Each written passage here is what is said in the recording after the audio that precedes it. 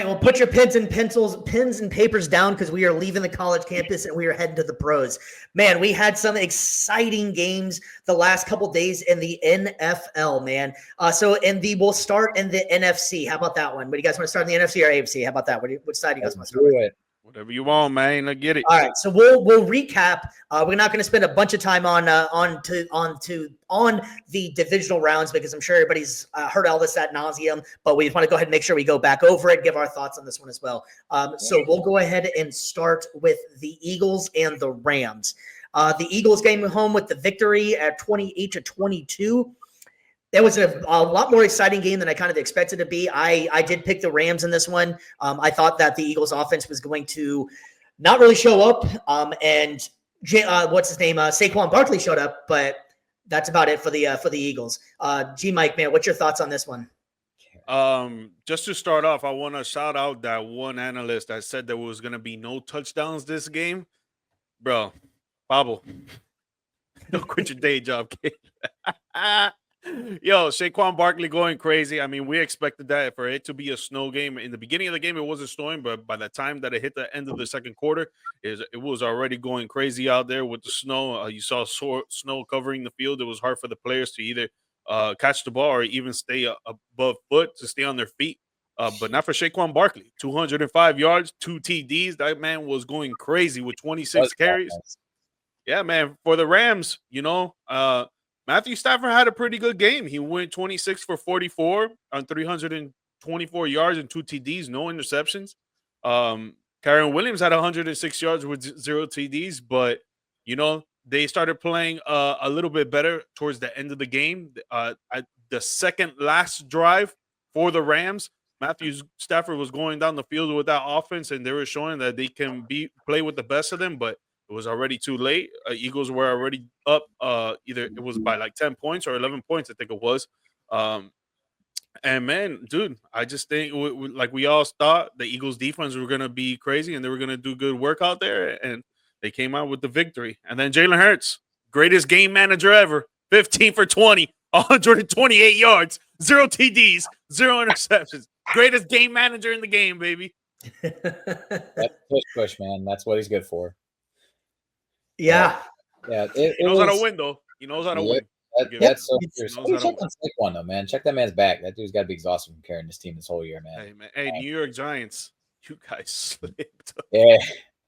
He's used to it, though. He's used to carrying the load. So it's like, I shouldn't be surprised by this. But, yeah, man. Go ahead.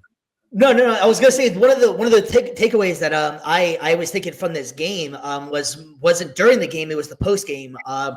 Matthew Stafford was asked about his career, if this could be it for him, and he was not saying yes, and he did not say no. He kind of looked at his watch a little bit and was saying, "I'm really gonna have to take some time and think about this one." I personally think he's gonna be back. I think he has 2 years left on his deal, but I believe he's 37 now. The kid, he can still play. He still looks great out there, but I don't know, man. I don't know if he's going to end up coming back after this one. It was a tough loss for him, and the Rams, I think, had a chance to win it, and they just it just didn't work out. And I would love to see if this is it for Stafford. I would love to see him at least get one more ring. Just the amount of passing yards and highlight plays and just clutch moments that dude played on. And it was a shame that he was on Detroit for so long and had so many bad losing seasons. And, he's always just been a favorite of mine, even though he's a Georgia guy and I'm a Florida guy. But I love Matthew Stafford, man. I think he's one of the greats. And I kind of feel like he gets oftentimes forgot about whenever you bring up great quarterbacks. You always got Brady, Manning, Rodgers. Stafford doesn't get brought up too much in that conversation, but always gets kind of forgotten about, man. Like he's probably number 4 or 5 behind those guys. You know what I'm saying? Like he's up there in yardage and every category. So I think Matthew Stafford deserves a lot of credit if this is it for him. Yeah, and it is a shame that he couldn't. It's a shame he's not on these Detroit teams now, because that would be an amazing story if he could lead this. Honestly, the storybook ending would be go back to Detroit for after your contract's up with LA, one more season, win it with the Lions. Obviously, that's not going to happen. I think Jared Goff out of there. Yeah, that ain't gonna happen. But also, I remember seeing an article or something like that where it said his wife also does not want to go back to Detroit as far as to see them play there. So it's dang. So forget about the homecoming story. LA, Detroit. LA, They the love him out in Trump. LA. He brought him Yeah, to I China. mean, I wonder where I would want to Come go. Come on, dude. The weather.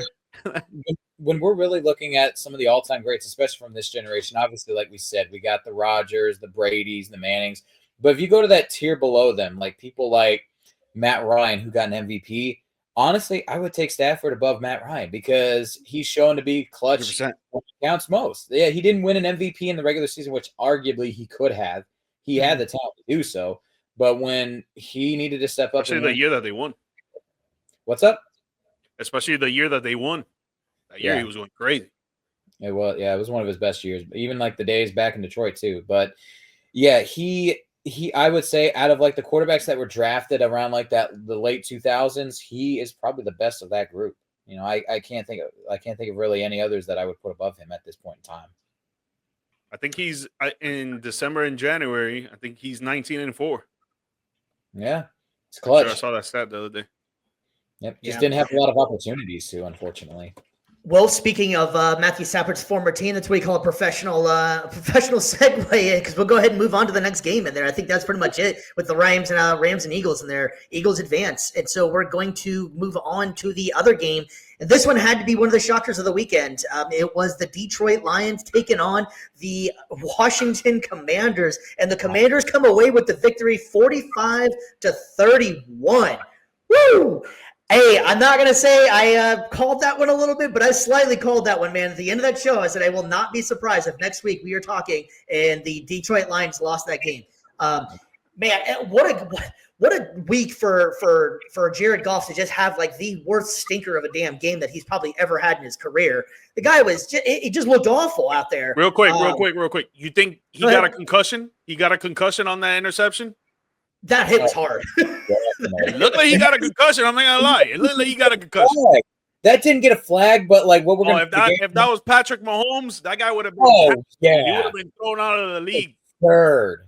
Like, well, they threw a flag for when the two Texans players hit each other in the head and barely tapped Mahomes. Like, come on, man. Yeah, we'll definitely probably get into that one. I didn't want to even get into that just because it's a nauseating thing. But you're completely right. It is definitely a conversation we probably do need to have. So about this Lions team, this Lions game, I think this one was. I feel really bad for Detroit because it is such a Detroit way to lose too. Like they were great. They set the franchise record, I believe, for wins.